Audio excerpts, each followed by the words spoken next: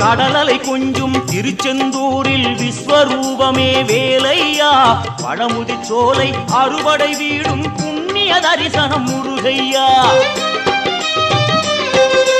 திருநீர் அணிந்து வரும் போது நெஞ்சில் நிம்மதி பிறக்குது கந்தையா சுகனே சிவனார் மகனே உன்னை பாட பாட சுகமாகுதையா வேல் முருகா